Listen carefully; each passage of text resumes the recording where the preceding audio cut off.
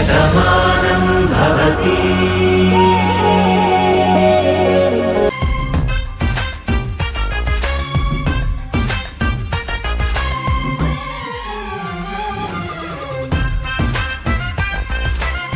ఒరే అప్పు, మరి నువ్వేం దోచుకుంటావురా?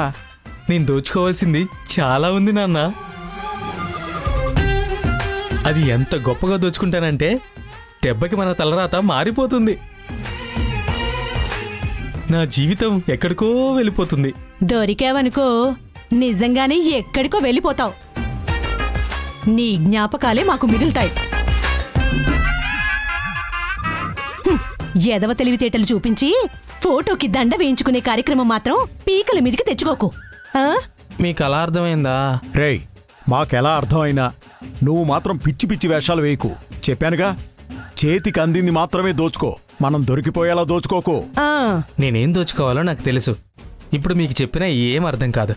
నేను సాధించాక అప్పుడు మీరే ఉత్తమ నటుడిగా సన్మానం చేసినట్టు ఉత్తమ దొంగగా నాకు సన్మానం చేస్తారు.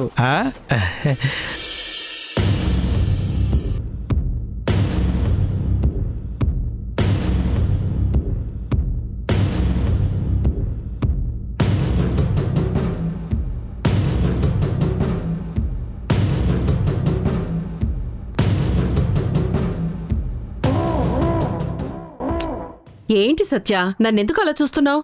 అమ్మా, నువ్వు నాకు చెప్పకుండా చాలా పనులు చేస్తున్నట్టున్నావు. ఇప్పుడు నేనేం చేశానే? చేతికున్న గాజులు తీసి బీరువాలో పెట్టాను. అది కూడా నీకు చెప్పే చెయ్యాలా? నేను అడుగుతున్నది నువ్వు బీరువాలో పెట్టిన గాజుల గురించి కాదు, నా దగ్గర దాచిన విషయాల గురించి.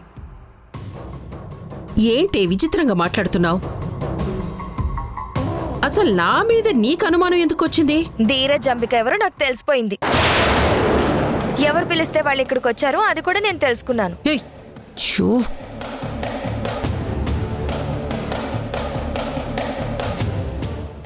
బుద్ధుందా నీకు? ఏది పడితే అది వాగడమేనా? గోళ్లకి చెవులుంటే? అలా అయితే గుమ్మానికి కూడా కళ్ళుంటాయి. అది నువ్వు మర్చిపోయి ఎలా మాట్లాడావు? నేనేం మాట్లాడాను? అయినా నువ్వు తెలుసుకొని అడుగుతున్నావా లేక అనుమానంతో అడుగుతున్నావా? నువ్వు వాళ్లతో మాట్లాడింది విని అడుగుతున్నాను. నువ్వెందుకు విన్నావు?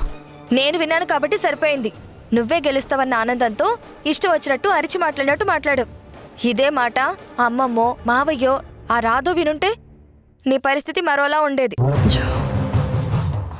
అయినా నువ్వేదైనా చేసేటప్పుడు నాకు చెప్పే కదా నువ్వు చేస్తావు. మరి ఈ విషయం ఎందుకు దాచావు? ఏం లేదే, మొన్న నువ్వు రాధని గొప్పగా పొగిడావు కదా. పొరపాటున నువ్వు కూడా ఆ రాధ మాటలు నమ్మి తన పార్టీలో చేరిపోయావేమోనని భయం వేసింది. అందుకే నీ మంచి కోసం నీకు చెప్పకుండా నా మనసులో నేను దాచుకున్నాను. అంటే ఏంటమ్మా, ఇప్పుడు నీ కూతుర్నే అనుమానిస్తున్నావా? ఏదో రాధ కొంచెం మంచి పని చేసిందని పొగిడాను, అంత మాత్రాన పార్టీ ఎందుకు మారుస్తాను? నాకు మావయ్య కావాలి. రాదుంటే మావయ్య నావాడెలా అవుతాడు?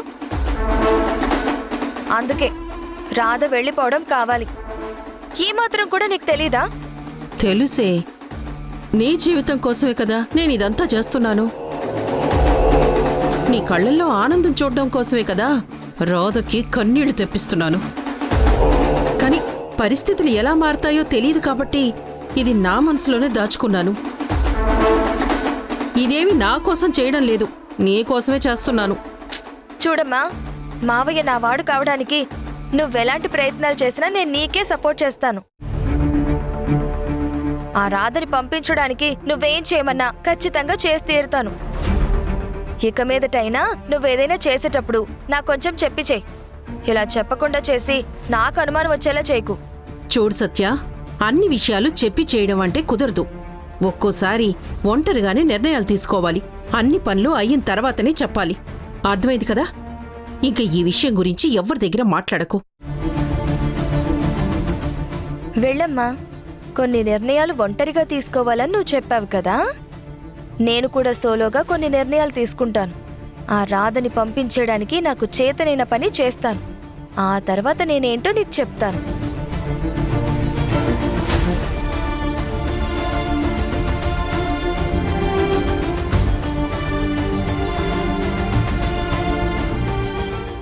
మురారి, ఈ డబ్బు లేకపోతే ఇంటి వాళ్ళు ఇంట్లో నుంచి వెళ్ళిపోమంటున్నారు. బతుకు భారమైపోతుంది.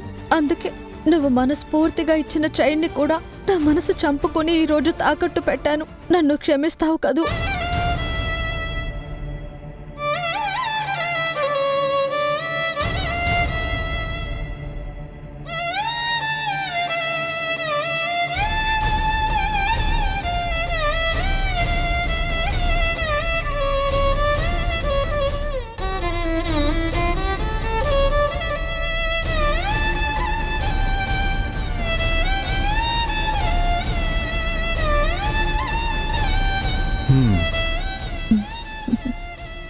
ఏంటి రాధా, ఆ చైన్ని చూసి అంతలా మురిసిపోతున్నావు?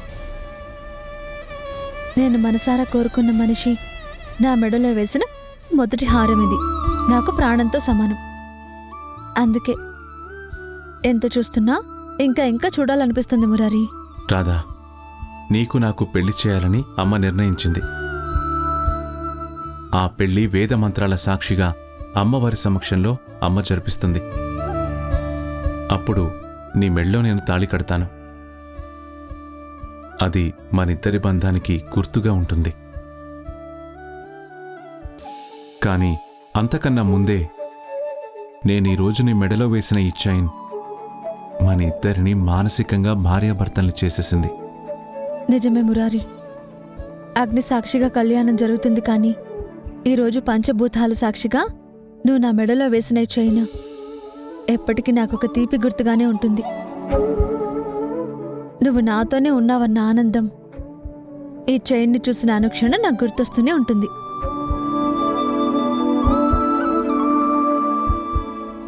ఇది నాకు నా ప్రాణం కన్నా విలువైంది.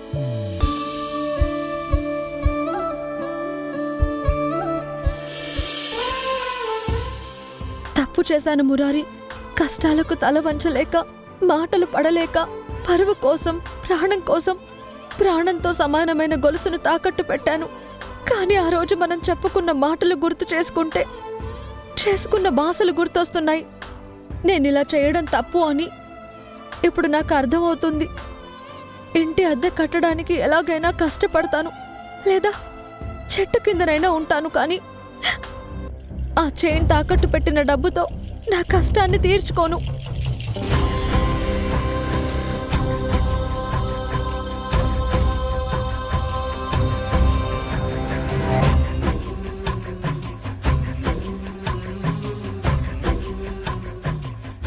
ఇదేంటి మళ్ళీ వెనక్కి వెళ్తుందేంట్రా?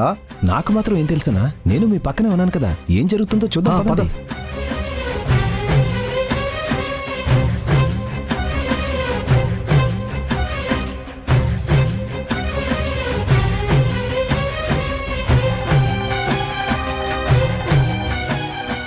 సుజాత, భోజనం రెడీనా? రెడీ అండి.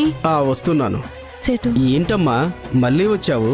మీరిచ్చిన ఈ డబ్బు తీసుకుని నా చైన్ నాకు ఇచ్చేయండి. 10,000 సరే, వడ్డీ 500 ఎవరిస్తారు?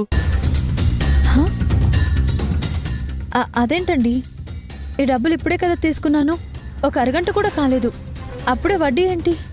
చూడమ్మా, ఒక వస్తువు కొనుక్కొని బయటికి వెళ్ళాక మళ్ళీ తిరిగిచ్చేస్తే దాన్ని సెకండ్ హ్యాండ్ అంటారు.